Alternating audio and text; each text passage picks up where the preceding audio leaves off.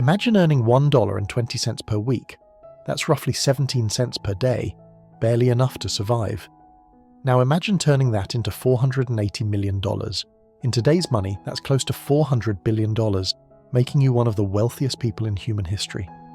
This is the true story of Andrew Carnegie, a poor immigrant who started as a child labourer and built an empire that literally shaped modern America.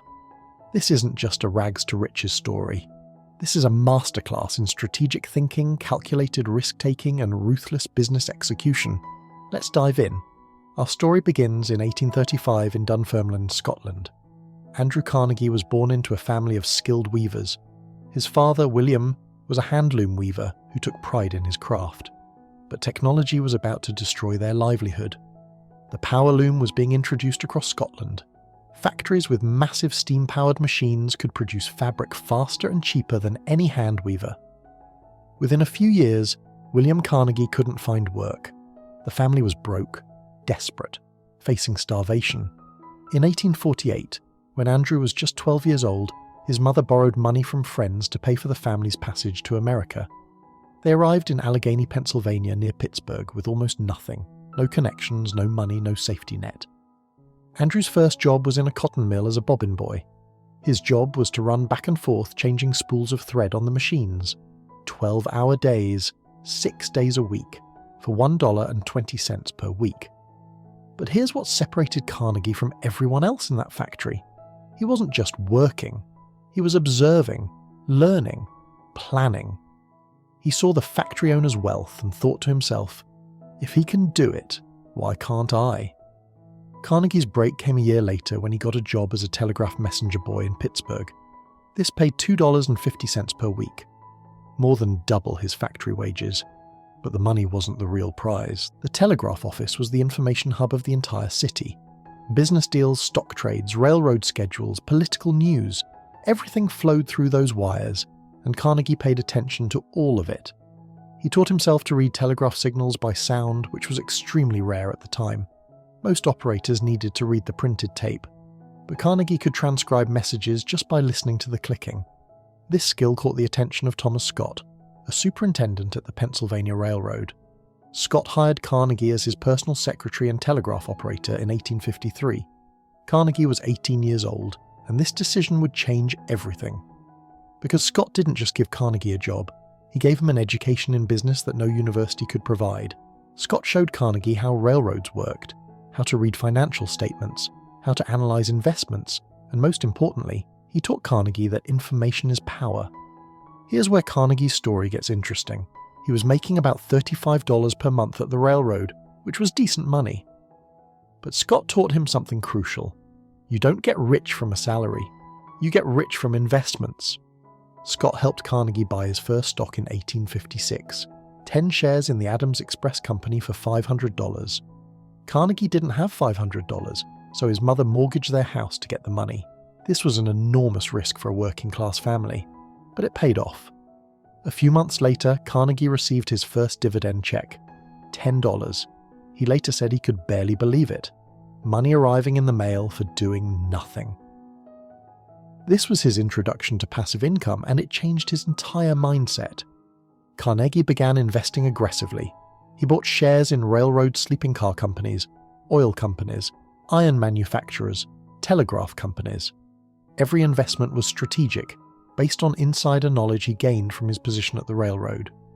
By age 24, Carnegie was earning over $50,000 per year from his investments alone. That's over $1.5 million in today's money. The poor immigrant boy was now wealthier than most Americans would ever be. But Carnegie wasn't satisfied. He saw something bigger on the horizon: steel. In the 1860s, America was still using mostly iron for bridges, buildings, and railroads. But iron had limitations. It was brittle. It couldn't handle heavy loads. Engineers knew steel was superior, but it was expensive and difficult to produce in large quantities. Then everything changed.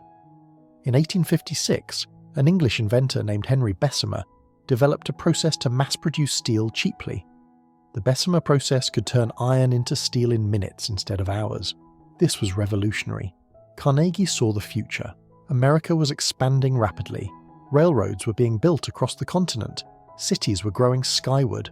All of this would require massive amounts of steel. Whoever controlled steel production would control the future. In 1865, Carnegie left his job at the Pennsylvania Railroad. He was 30 years old and ready to bet everything on steel. He founded his first steel company, Keystone Bridge Works, which built steel bridges for railroads. But Carnegie had a vision that went beyond just making steel. He developed a strategy that would become legendary in business history: vertical integration. Here's how it worked. Most companies just focused on one thing.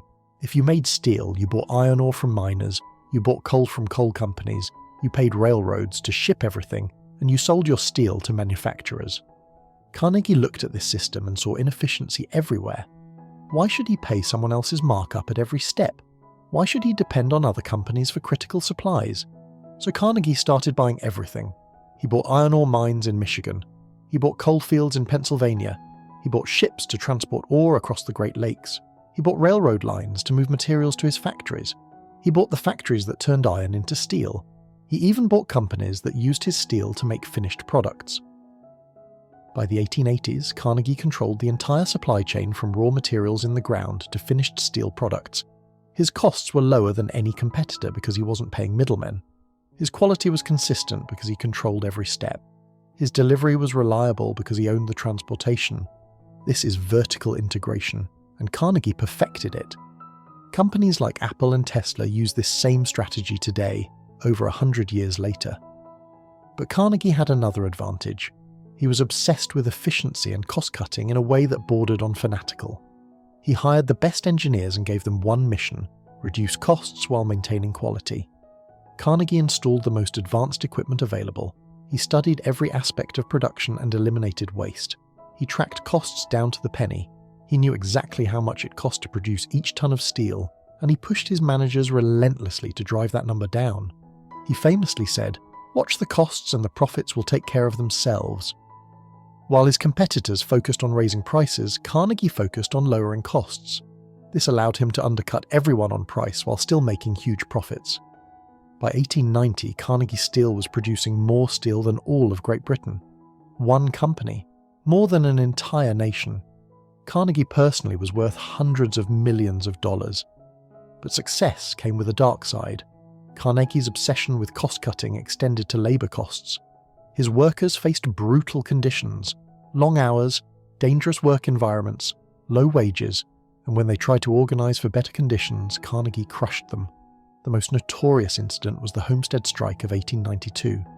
Workers at Carnegie's Homestead Steelworks went on strike demanding better wages and working conditions. Carnegie was in Scotland at the time, but his partner Henry Clay Frick took action. Frick hired 300 Pinkerton detectives, essentially private mercenaries, to break the strike. When the Pinkertons arrived by barge, a battle broke out. Workers and Pinkertons exchanged gunfire for hours. 10 people died. Dozens were wounded. Eventually, the state militia was called in. The strike was broken. The union was destroyed. Carnegie publicly distanced himself from the violence, but history remembers him as responsible. This was the contradiction of Andrew Carnegie, a man who would later preach that the wealthy had a moral duty to help society, but who built his fortune partly on the backs of exploited workers. By 1900, Carnegie was in his 60s and thinking about his legacy. He had achieved everything in business. He was one of the richest men in the world. But he had also been thinking deeply about wealth and responsibility. In 1889, he wrote an essay called The Gospel of Wealth. In it, Carnegie argued that the rich had a moral obligation to use their wealth for the public good. He wrote that a man who dies rich dies disgraced. Wealth should be distributed during one's lifetime to benefit society. In 1901, Carnegie decided to act on these principles. He sold Carnegie Steel to J.P. Morgan for $480 million. Morgan combined it with other steel companies to create U.S. Steel, the world's first billion-dollar corporation. When the deal closed, Morgan supposedly shook Carnegie's hand and said, "Mr. Carnegie, I want to congratulate you on being the richest man in the world." Carnegie now had the wealth to fulfill his vision of giving it all away, and he did exactly that. Over the next 18 years until his death in 1919, Carnegie gave away about 90% of his fortune, $350 million. He built over 2,500 public libraries across America and around the world. He funded universities, including Carnegie Mellon University. He established foundations for scientific research and international peace. He built concert halls and museums. His philanthropy touched millions of lives and continues to impact society today. So what can we learn from Andrew Carnegie's journey from $1.20 per week to one of history's greatest fortunes? First, information is power. Carnegie's success began when he positioned himself at the information hub of Pittsburgh's telegraph office and railroad industry. He learned everything he could about how business worked before he ever started his own company. Second, invest in yourself and in assets. Carnegie understood early that trading time for money had limits. He learned to invest in things that generated passive income and built wealth over time. Third, vertical integration and cost control create competitive advantages. By controlling his entire supply chain and obsessing over efficiency, Carnegie made his company nearly impossible to compete with. Fourth, timing matters. Carnegie saw the steel opportunity before it was obvious to everyone else. He positioned himself in the right industry at the right moment in history. And finally, legacy matters. Carnegie could have died the richest man in the world, but he chose to give it away because he believed that's what wealthy people should do. Whether you agree with how he made his money or not, his philanthropy changed millions of lives. Andrew Carnegie's life was a study in contradictions, an immigrant who became wealthier than kings, a ruthless businessman who preached compassion, a man who exploited workers but also gave away his fortune to help society. His story is complicated, controversial, and absolutely fascinating. From $1.20 per week to $480 million. From a cotton mill bobbin boy to a steel empire that built modern America. That's the incredible journey of Andrew Carnegie.